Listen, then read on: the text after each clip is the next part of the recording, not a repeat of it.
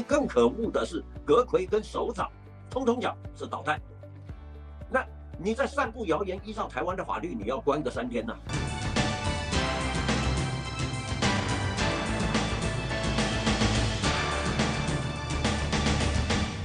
各位观众，大家好，我是有话直说的主讲人张有话。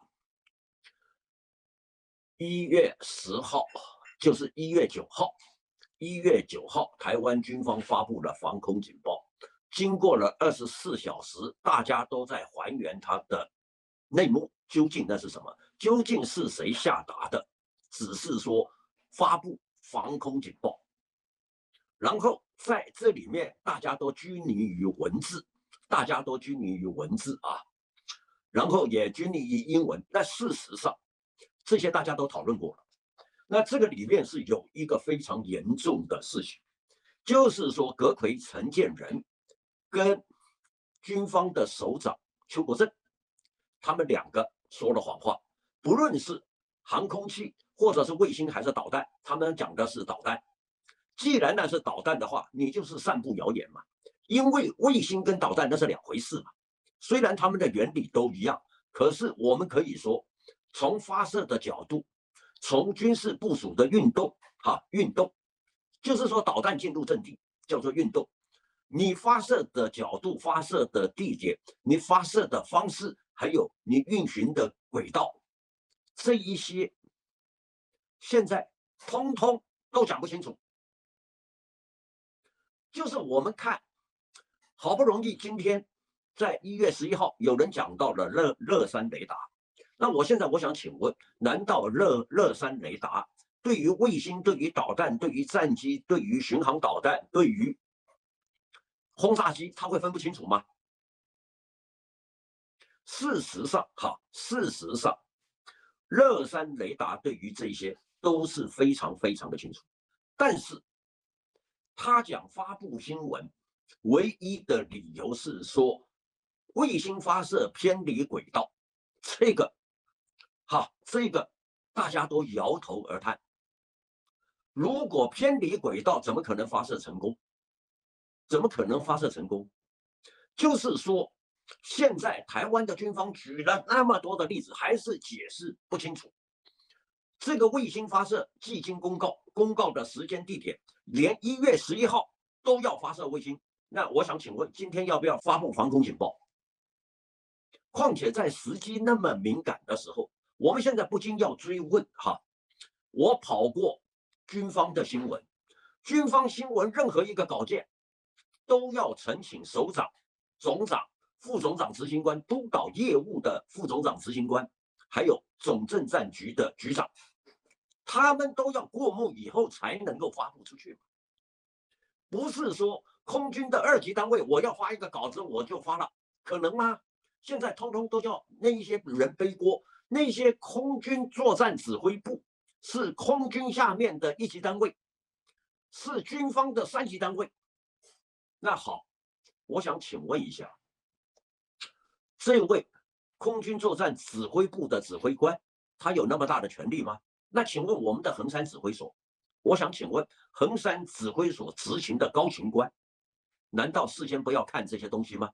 发布出去以后，1连2折，1连2折不是1折现在是1连2折。那好，当立委对于阁揆陈建仁提出质询的时候，他说那个是导弹，那你公然在议事堂上说谎嘛？事后他有更正，他说那是卫星。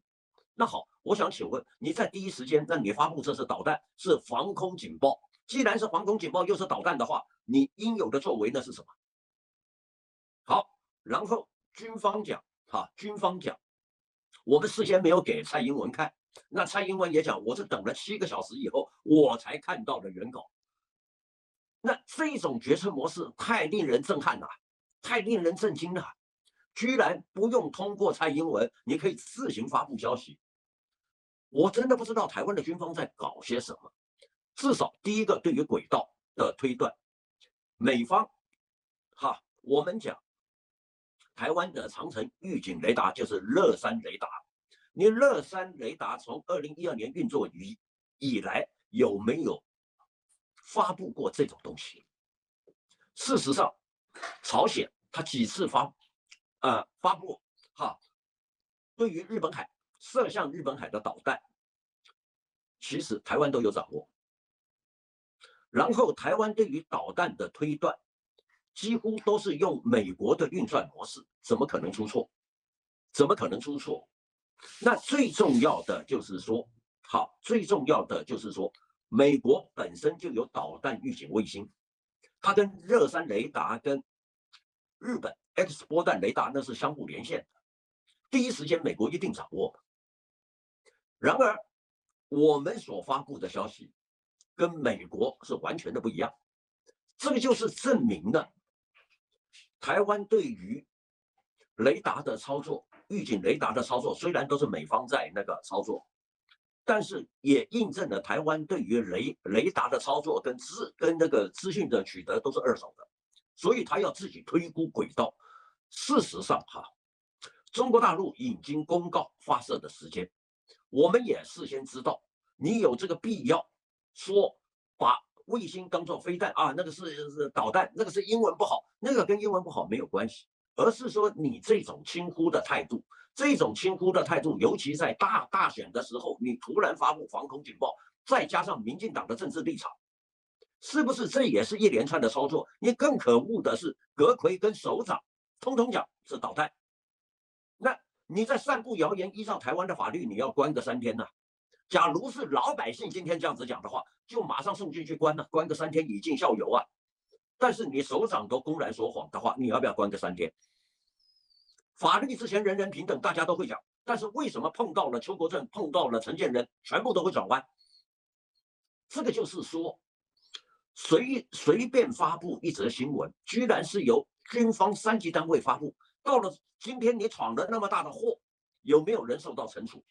请民进党政府告诉我们吧。